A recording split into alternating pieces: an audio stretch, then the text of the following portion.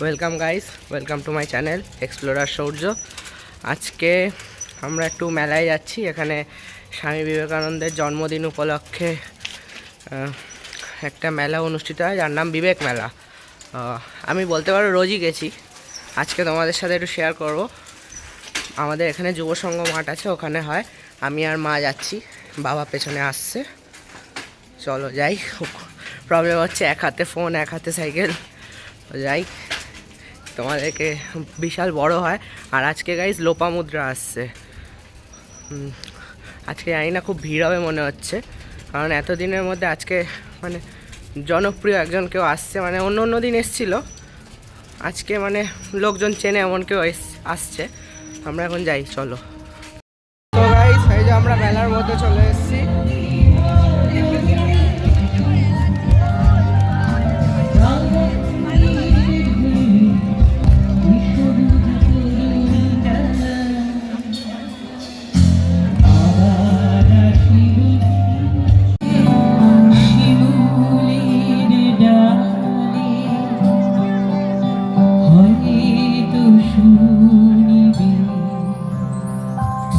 হয়তো খইয়ের ধান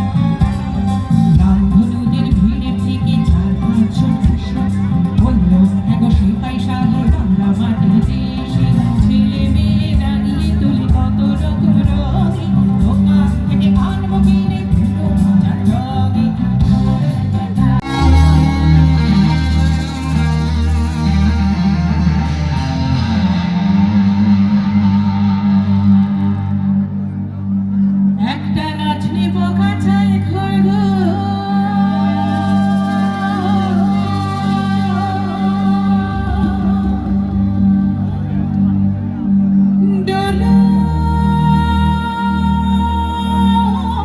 নদীর জলে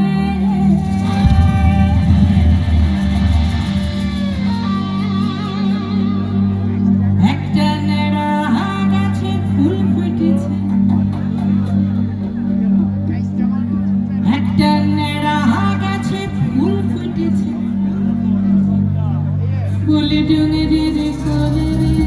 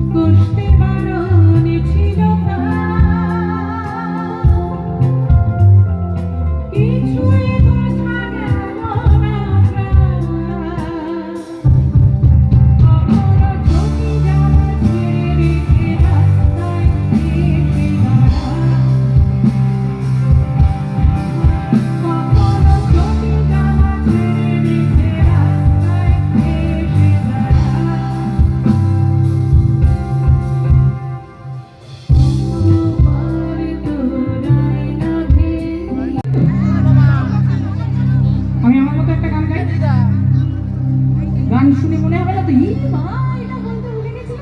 সে তো বলবো। হয় না তো? হ্যাঁ, ওটা তো বলা হবে, ওটা বলবোই, কি বল? ওটা বলবোই আমরা, ওটা আমরা বলবোই। বাংলা আমার সর্ষে ইলিশ। একটা বাংলা গানকে আমার ছেলেপুলেরা রকে পরিণত করেছে। তাতে আমার কোনো রকম কোনো আপত্তি নেই, কারণ যুগের সঙ্গে আমাকে চলতে হবে। 30 বছর হলো গান গাইছি, আমার বয়স কিন্তু সেই 12-13তেই পড়ে আছে। আর বাড়বে। আর এই গান মোহনবাগান ইস্ট বেঙ্গল দুজনেরই। এখানে ইলিশেরও কথা বলা আছে, চিংড়িটা গলদা বলা নেই, একটু কুচু চিংড়ির কথা বলা আছে, কিন্তু চিংড়ির কথা বলা আছে। বাংলা আমার সর্ষে ইলিশ,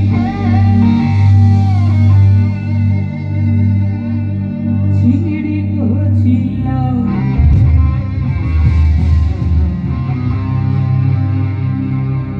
বাংলা পার্শ্বে মাছকে ধুয়ে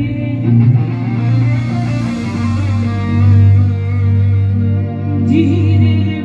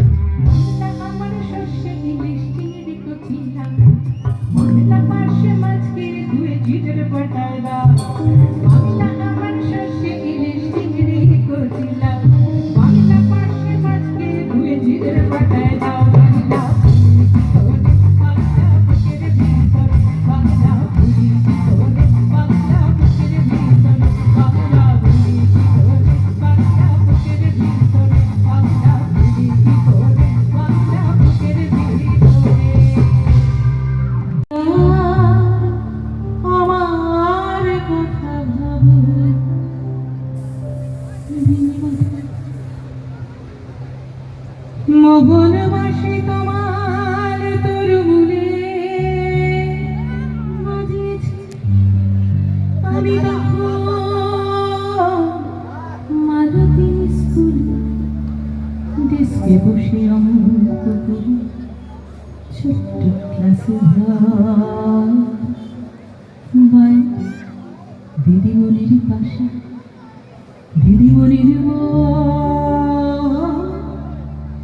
আমি তখন নবম শ্রেণী আমি তখন আলা ফুল বিনিমা শুনে খালি বেণীমাধব বেণীমাধব লেখাপড়ায় ভালো শহর থেকে বেড়াতে আমার রং কালো তোমায় দেখে এক দৌড়ে পালিয়ে গেছি বেণীমাধব আমার বাবা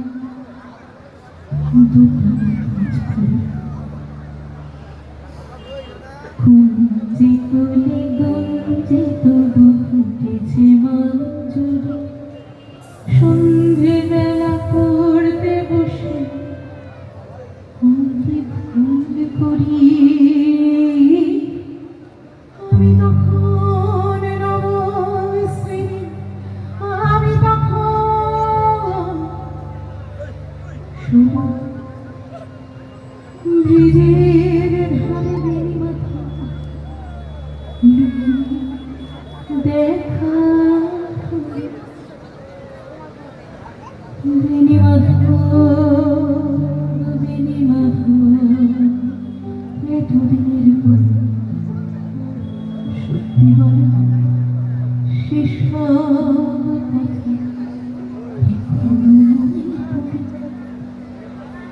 সেসব কথা বলেছ তুমি তোমার প্রেমিকাকে আমি কেবল একটি দিন তোমার পাশে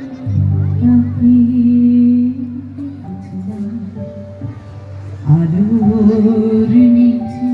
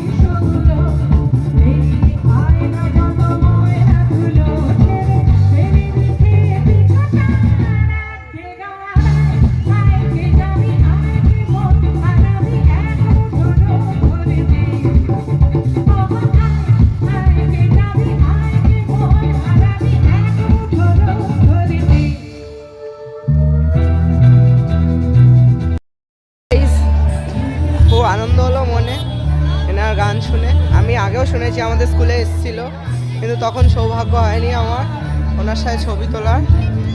আজকে হয়েছে। উনি খুবই হাম্বেল একজন লোক, উনি খুবই হাম্বেল গাইস।